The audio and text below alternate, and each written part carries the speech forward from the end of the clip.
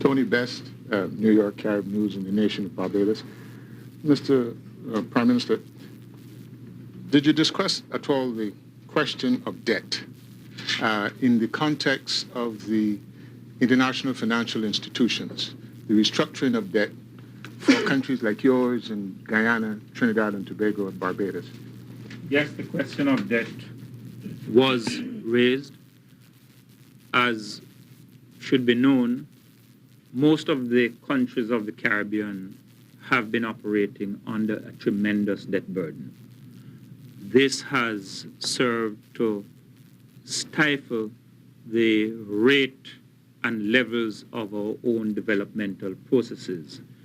And it has had a particularly deleterious effect insofar as social policies and human resource development are concerned. We believe that you cannot have economic progress and social stability in the absence of human resource development. We would like to be in a position where we could increase the allocation of our budgets to this important area. And it would be of great assistance if the debt burden were reduced. The United States has started some effort in this direction, and a number of countries have already been beneficiaries of some amount of debt relief. We would like to see the process go further. We would like to see it extended.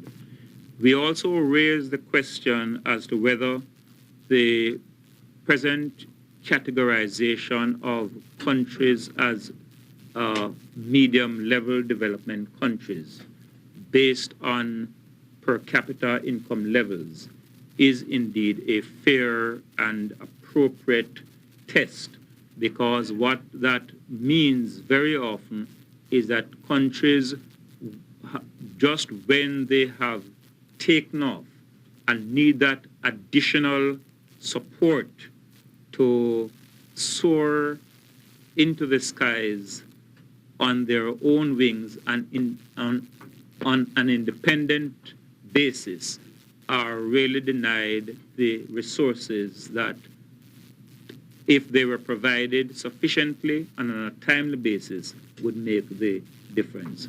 We raised these questions with the administration for two reasons. One, because of their own bilateral capacity to contribute, and because of their very considerable influence in the policies of the multilateral financial institutions.